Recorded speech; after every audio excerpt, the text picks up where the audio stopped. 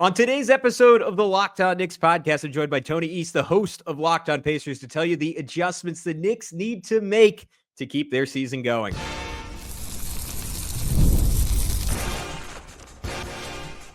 You are Locked On Knicks, your daily New York Knicks podcast, part of the Locked On Podcast Network. Your team every day. Hey, what's up, guys? My name is Gavin Schall, the Saturday co-host of the Locked On NBA podcast and a credentialed media member that's been covering the New York Knicks for nearly a decade.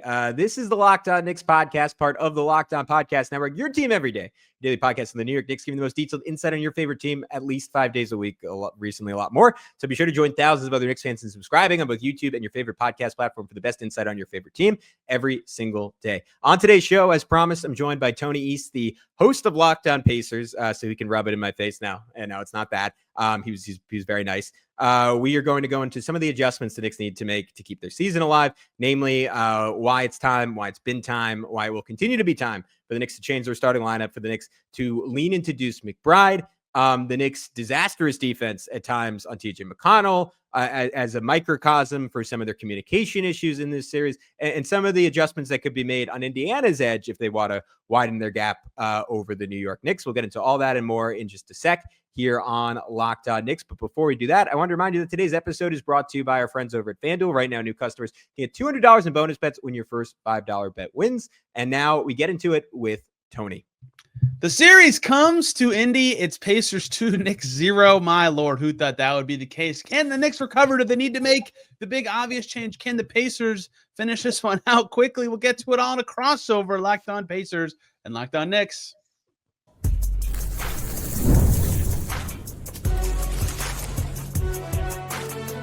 You are Locked On NBA crossover, part of the Locked On Podcast Network.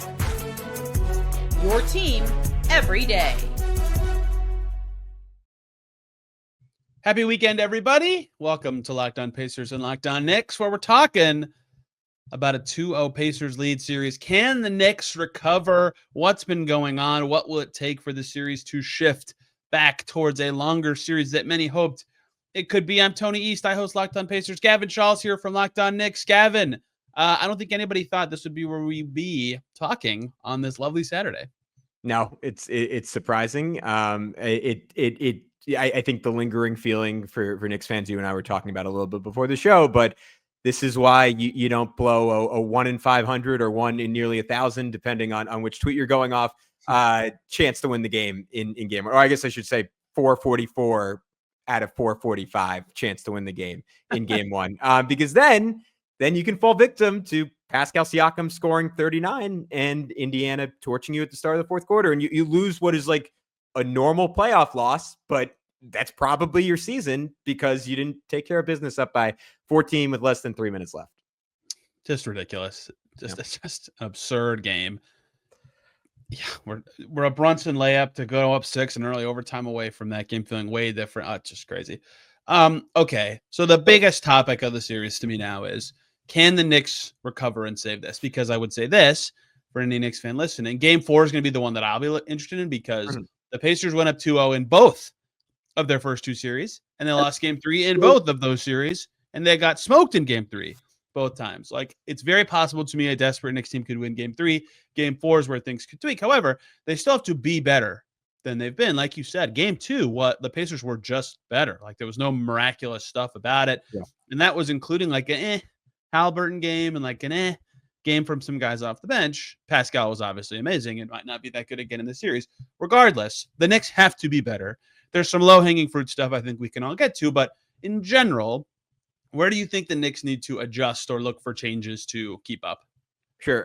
More optimized lineups is the simplest way to put it. And I give Tom Thibodeau, this is, I'm gonna really be self-indulgent and pull off a tweet I made because I went into last night's postgame show and I wanted to give Tom Thibodeau some credit because I was like, all right, he did some stuff he's uncomfortable with, right? He ran Mitchell Robinson, maybe too long, but 16 minutes straight in the first half. He tried to close with Mitchell Robinson over Cat, which was like just not something that's happened very often this year.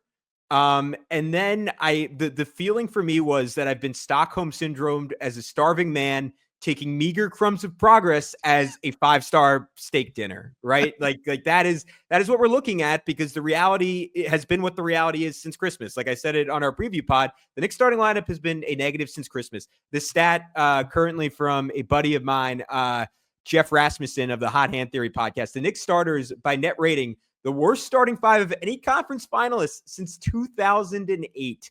They have just been terrible in the regular season. They've been terrible in the playoffs, and yet Tom Thibodeau doesn't go away with them. He didn't close the game with them, at least until the very end. So that was something, I guess. But there's just not a lot of trust in Deuce McBride, and there was trust in Mitchell Robinson. He wasn't the same guy in the second half that he was in the first half, but Deuce, I don't think Deuce played a great game yesterday, and yet they're a positive when he's on the floor. He's a plus 14.6 net rating for the playoffs. Mitchell Robinson has a plus 10.3 net rating for the playoffs, and yet they continue to go back to the starting lineup. They play it for the first 8 minutes of the third quarter. I don't know if that's what lost them the game, because the lineup to start the fourth was somehow even worse, but you're not getting what, in my mind, is the most obvious optimized version of a Karl Anthony Towns, Jalen Brunson-led team, which is Deuce in for Hart, and you're playing 5 out, and you're actually getting the benefits of everything Karl Anthony Towns brings offensively, because you're going to have to live with the drawbacks. And there are some major drawbacks of playing Cat defensively against the Pacers, right? He at times, he looked a little bit better, switching a lot, but there are still times, especially with Indiana, runs him through multiple actions where he is just not going to have a chance. You might as well go the other way and try to outscore Indiana, or try to bully ball them with Mitchin, which the Knicks did successfully in the first half, not quite as much in the second half. But there are two clear ways to win. When Josh Hart is out there, you're splitting the baby, and you're getting the worst of both worlds.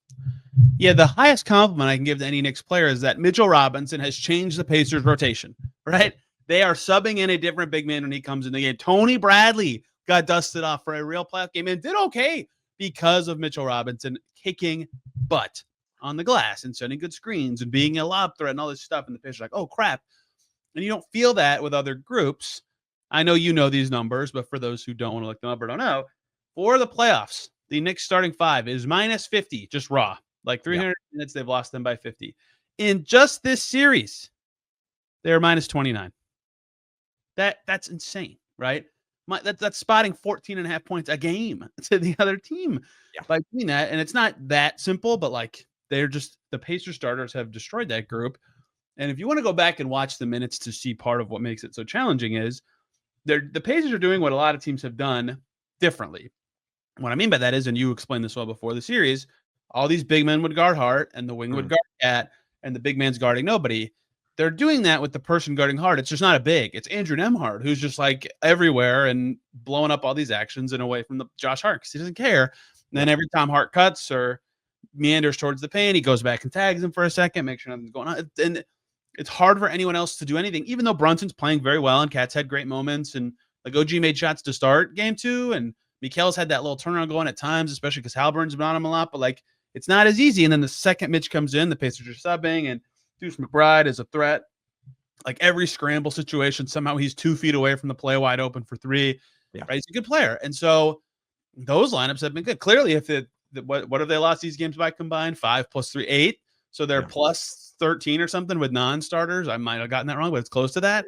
And that's the whole season, right? It's not just 2 games. You can't say sample size, right? We have every version of sample size that this lineup doesn't work. So it feels like I felt this way in the Bucks series, and the Bucks eventually did do this too, that a change is coming in some way. The Pacers would obviously respond with their own rotational shifts, but even if they don't change the starting 5, they have to play it much less to me. And that's obviously coming from the other team's perspective, but it's been a big advantage for the Pacers to start off quarters so strong. Yeah, we're obviously on the exact same page with that. Brunson and Deuce, just as a duo, has been fantastic together. I feel like it really opens up the floor for him. The Knicks almost never run this, but I'm sure you saw a lot of it with the Cavs. It opens up. If you are hunting Haliburton, he's on Deuce all of a sudden. You can just run pick and pops to target Haliburton and get Deuce open threes if the Pacers linger on the ball, versus what the Knicks have been getting out of that at times when they leave 2 on the ball, which is that late Josh Hart layup you see, that late Mikal Bridges fadeaway, which obviously 2 points is 2 points. That's great, but you might even be getting a more efficient shot there. And to your point, I feel bad for Josh Hart because he's a great player, obviously plays as hard or harder than pretty much anyone in the NBA. And it's not that he is individually sucking. It's just that in this context, if he's going to be guarded that way, the Knicks offense, or let's just say it like this: if Cat and Brunson are on the floor, the Knicks offense has to be so good that it's not really tenable to say, all right, well, the solution is to just put Josh in the action or have Josh shoot a million threes. Like, you are just not going to score with the Pacers that way. So get Deuce McBride out there. And honestly, like, even though Hart's been fine defensively, and I actually think if you are going to keep starting him, I might give him some time on Haliburton, because I think he's looked good the few times he's gotten that matchup. I think Deuce might be an upgrade over Mikal Bridges guarding Tyrese Haliburton. Like, he can give Haliburton a little bit of a taste of the Pacers' own medicine, pressuring him full court. He's just flat out a better screen navigator than Mikal Bridges is, can actually fight through them and get over, so you don't have to switch sometimes. And I think can pester him and bother him on the ball a little bit more than Mikal has, because we've seen in just those like 5-out isolation type moments, like, Haliburton has pretty much had his way with Mikal. So I just don't really see a world where Deuce isn't an upgrade. The big question is, like, does Tom Thibodeau make a change even at this somewhat desperate moment? He's always slow to change. Sometimes he does adjust like later in series, but the starting lineup, for whatever reason, is just completely sacred to the guy. And people have been talking about this, asking about it all year, and he's never budged. So I can't say with any like clarity that that's going to happen. Any strategic? For my own final thought on that, wouldn't shock me if Mitch became the fifth starter, just because one that seems very, for lack of a better term, Tibbsy. The East is big, man. The East is big. And like when he played 16 straight minutes and they went very well the whole time. And then I'm like, isn't that his minutes per game usually? And the answer is yes. I was like, okay, like Tibbs loves this guy, right? Like, he understands what his impact is. And Cat's played the 4 before. It wouldn't shock me if that was the eventual answer, even though I agree with you that Deuce would make a lot of sense as well. Any other strategic changes you can see the Knicks making as this goes to Indy? It's a good question. They definitely hunted Haliburton more. I think Zach Lowe had the number that, like, Brunson defended 34 pick and rolls in the first game.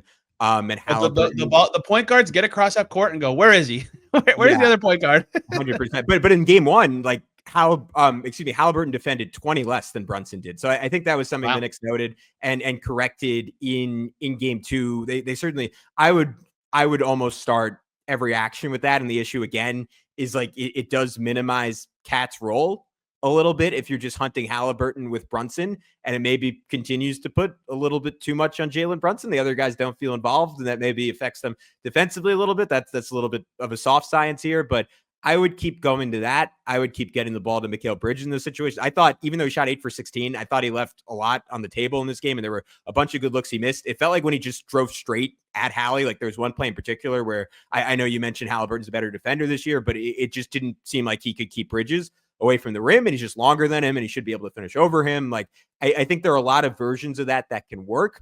I do think for the Knicks to continue to be effective doing it, it just has to be quicker hitting and more decisive. Like, you'll see a lot of times where Mikal will just sort of fade 2 feet away, and Nesmith is just able to recover right back onto Brunson. And that's fine if the goal is to just like reposition Mikal to go at Haliburton, but then you're just sort of wasting time. Ideally, continuing on that thought, the Knicks would attack earlier in the shot clock. Again, like under Tibbs, that is just sort of like, I don't know if that's a bug or if it's a feature. Like, it just seems like what they prefer. And obviously you're trying to limit Indiana's possessions to some extent, but I do think they could be a little bit quicker hitting. Like, Brunson can occasionally attack those gaps. I would vary up your pick and rolls. Like, you can, there are other ways to go at Hallie, right? It doesn't always have to be Brunson involved. You could have OG come up and set a screen and try to get Hallie switched to try to bully him. Like, that is the biggest thing defensively. I don't want to say they're optimized because they're not executing this game. I do think mostly switching worked better for them in game two. And I thought their defense, mostly because like Mitchell Robinson was just special after coming in. I thought their defense was really good in the first half, and it was because they were executing the switching, and then they had Mitch at the rim as insurance. But I would stick with that, with the exception of how they guard TJ McConnell. I don't know if you want to dive deeper on that next segment, but there were about 4 plays, one in the second and then 4 in the fourth, where the Knicks, some combination of Payne, Mitch, Cat, and Mikal just completely botched the coverage. They were constantly going over screens on him, and it was a 13-4 Pacers run that I think was probably the defining stretch of this game. TJ McConnell, every opposing team. I agree with you on the Brunson screen thing. It just stands out to me so much. There were 2 plays in a row at the beginning of the fourth quarter of game 1. Mathurin was guarding him, that ran the exact same ball screen 2 plays in a row. He scored both times with the same shot. Mm-hmm. Not a Ben Mathurin thing. It's just like, okay, do that. Like, just do that. Doesn't have to be complicated. It shouldn't be complicated for the Knicks. Yeah. And one of the differences between last year and this year is like Hartenstein would make all these short roll decision-making plays that the Pacers were like really struggling to kind of figure out how to deal with. And Cat's not as good as that. Like, Cat's a better player. He's a great shooter. It's just like, it's not the same. It's different pressure points for the Pacers, and they haven't been able to just spam Towns as the screener. The Haliburton screener hasn't created as many advantages unless they're not doing it as much as it feels like maybe they should to us. Let's talk some Pacers coming up here on this crossover episode of Locked On Pacers and Locked On Knicks. Before we do that, let's talk about FanDuel. The NBA playoffs are in full swing every night, delivering highlight-worthy performances, major momentum shifts, and can't-miss moments, whether it's a game-winning shot or a breakout player. There's never been a better time to get in on the action. FanDuel makes it easy to stay in the game before tip-off and live with player props, performance trends, and same-game parlays. Fans have more ways than ever to play smart and win big. Which players are showing up in the big moments? How could tracking their trends help you build your next bet? What would it look like to combine prop bets mid-game based on how the action unfolds? That's all for you to find out. If you go to FanDuel, if you have a read on who's heating up, back it up with the same game parlay, and you could turn $200 in bonus bets into your account if your first $5 bet hits. So if you're new to FanDuel, it's the perfect time to sign up. Head to FanDuel.com and place your first $5 bet. If it wins, you'll get $200 in bonus bets. Make every moment more with FanDuel, an official sports betting partner of the NBA. Back crossing it over on Locked On Pacers and Locked On Knicks. Thanks for hanging out with us on the weekend. Gavin, I agree with your assessment of some defensive small things the Knicks could do. I wonder how much the Pacers will continue to go away from Mathurin. They didn't play him at all in the second half. Ben Shepherd was playing pretty good. I'm interested in your thoughts on the switching more thing, because partially it didn't happen a lot, but like part of the Pascal Siakam offensive package is like, oh, there's a small guy on me. Great. I turn, I shoot, I score. Miles Turner's gotten a lot better at that. And I wondered last series if the Pacers would pick on those kind of plays more, but what ended up happening is the Cavs switched more and more. And then it was Jared Allen who got picked on a lot. I think there is advantages to switching more often. The Pacers sometimes get bogged down by that. The Bucks really got him in game 3 doing that. But eventually you get in a sticky spot with matchups that I think there is a right amount for the Knicks to do it. They were close to it in game 2, but you're always it's how the series is. Like, no one's guarding their own man. You're just giving up something matchup wise that the Pacers are so happy to pick at, like right away when they identify it. Yeah, it's the least of all evils, right? Because Cat and drop proved to just be totally untenable. It wasn't tenable during the season. Him and Mikhail just never worked that out, and that's mostly on Cat. I think Caitlin Cooper had a stat that blitzing Haliburton, like the Pacers points per possession on that is better than the best pick and roll offense in the NBA, if I'm remembering that correctly or something. So that's probably not an option. So I think you switch and you live with it. And the thing is, like, I think the Knicks did like fairly well in those switches. And a lot of times there were a few different times where Cat like would just bail someone out. Like, he played great defense on Pascal, and then he fouls him as the shot clock's going off for a 3. Plays great defense on Haliburton. Haliburton is taking like a fadeaway, shifting to his left shot with the second left on the shot clock, and Cat shoves him. And like, just live with the shot. Like, OG fouled Pascal on a 3. And like, I know that's 3 possessions, but like in a game where you got it to 110, 109 before you started fouling at the end, like, those could be the margins you win on. So I think they just need to be a little bit cleaner on those. I thought Mitch looked great switching on Haliburton. I don't think Haliburton got a lot of good stuff on him. Like, Mitch obviously blocked him the one time. There was another time in the fourth where like he bobbled the ball. Mitch shut down Pascal on a switch. And again, with Mitch, to your point earlier, maybe like I've been asking, like, all right, can we just play this guy a little bit more? And the answer against Indiana is like, maybe not, because just their pace, like, to your point, like how many actions he has to cover, how much ground he has to cover defensively, how reliant they are on his offensive rebounding, like maybe 23, 24 minutes is the upper limit there. But I think if the Knicks do get him on the floor for that time, and even Deuce for that matter, you're generally forcing a better shot. I think one of the flaws in the Knicks decision-making, and like it's a fair debate on this, is you saw at times them like creep back into some of the overhelping from the Celtics series from game 1. Like, I think at times with Indiana, you just have to live with the fact that they're going to get it too, right? And we saw like when Haliburton drove Brunson late, Mitch comes out from the 3-point line, Haliburton sprays it, Turner gets that corner 3, and it's like, yeah, he's probably going to make the layup, but you're scoring at a high enough rate that if they just get to that right matchup and the weaker defender gets beat, concede the 2 sometimes, I think is something I would advise the Knicks to start doing. Yeah, they've been struggling with both teams. I think have struggled with defense at times in this series because of just all the things they have to think about giving up or not giving up. The Pacers had the same problem you just described in game one, where it's like fouling Cat at the end of a long possession or not getting a rebound several times. Yeah. It's like if you're defending for 40 seconds and then you're still giving up points, like it's just brutal for your team and your game. And these are the margins that matter so much. Like as much as it feels like the Pacers are in control because they're up 2-0, like we're talking about a 5-point win and a 3-point win. Like this is not some dominant series so far. So all those little things add up to big things in these moments. One thing I'm looking at is the Pacers that they clearly rotationally to start identified last game. They went to Shepherd more than Mathurin, especially in the second half. If they're doing that, I get a lot of why they're doing that. He can pressure Brunson. He can run around like a maniac on defense. He made 2 threes. That's great. If they're trying to get the shooting out there, I'd bring Shepherd in earlier as a first sub, not because I think he should be in earlier necessarily, but that allows them to bring Nesmith in with the second unit groups with Siakam plus the bench. And then if they're doing what you said, where they're actually making life harder on McConnell, at least there's more space elsewhere. And then TJ can get to his little flip shots that every fan base says only happens against them, even though they have it against everybody, or he gets to the rim, or just that would optimize those groups a little bit more because Nesmith has been shooting so well for the whole season and really, really well in the playoffs. Mm-hmm. Not that Shepard's a bad shooter, but I think that we've seen the Nesmith-Siakam combo do well with the second unit before. I think they should go back to Mathurin and keep trying that. He did not play particularly well in game 2. Not that he was bad, but they, like we saw early in the fourth quarter, that run you already talked about, they had Turner and Nesmith out there with the second unit. Like that's as much spacing as you can put next to that bench group, and it worked really well. It would not shock me if they tried to find ways to do that a little bit more often as the series progresses, because that spacing has put a lot of pressure on the Knicks. And what you're saying, when they overload the help, like, look, someone's wide open somewhere, either for a 3 or just to, like, walk to the basket. That happened way too much. The Knicks just like lost guys a lot. That was really weird. Yeah, I can go through them. I mean, part of it also, and this is on Tibbs.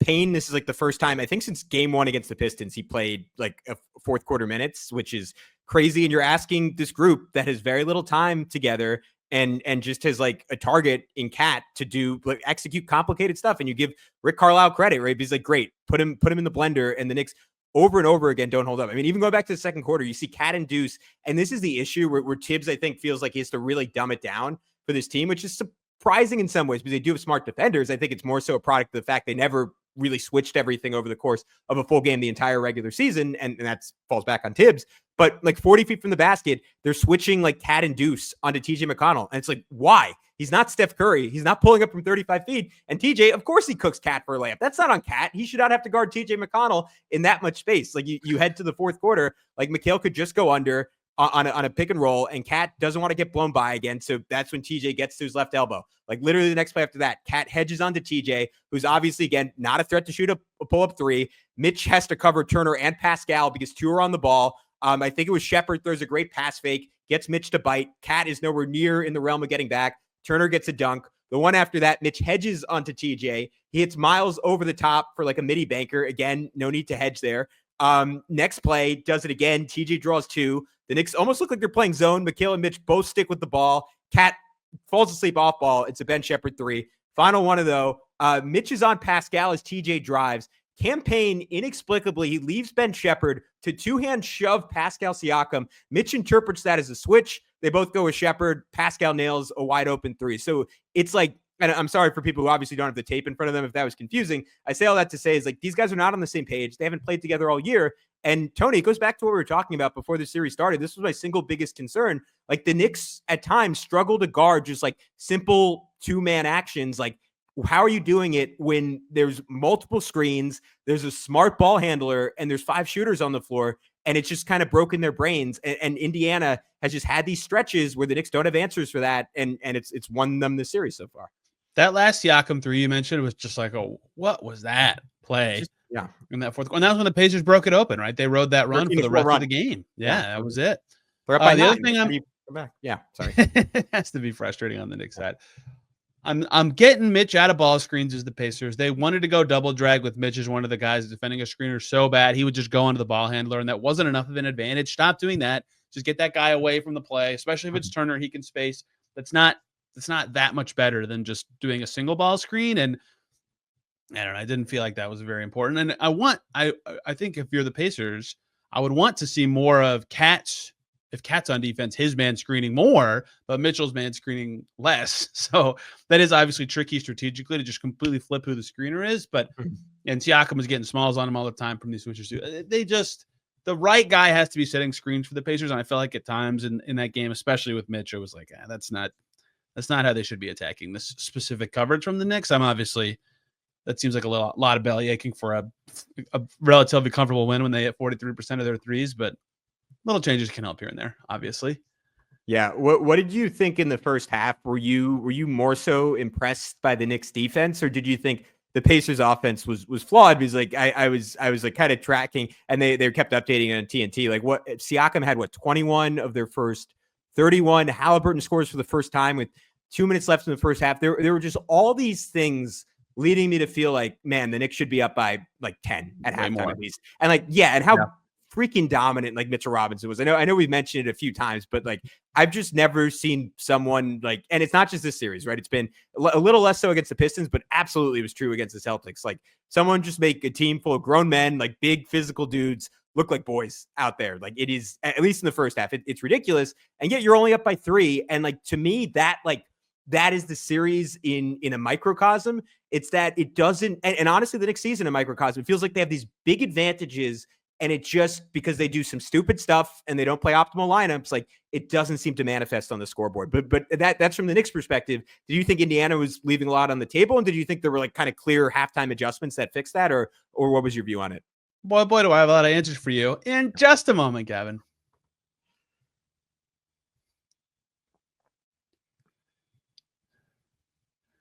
Back here on Locked On Pacers and Locked On Knicks. Yes, to answer your question, I felt like if you're the Pacers, you felt the opposite at the half of the first 2 games. The first game, they were like up for a lot of the first quarter and like close at halftime, but they were like shooting the snot out of the ball. It's like, man, we have to shoot that well to be close. That doesn't feel very good. Whereas in the second game, yes, Siakam was incredible. Like he had half of their first 52 points. That's insane. And they were right there. It's like they're not even playing that well, and they're right. Like the opposite feeling, I think, probably persisted for them. And in the second half, a lot of stuff was better. They finally unlocked Haliburton getting to the rim with some floaters. I think that was a big change. I think some of that's just kind of him, figuring out where to get his feet set in the paint to get shots he likes. Mitch came in earlier, but he wasn't as impactful on defense in that half. And Nembhard's been good the whole series, right? They have enough ball handlers to figure stuff out.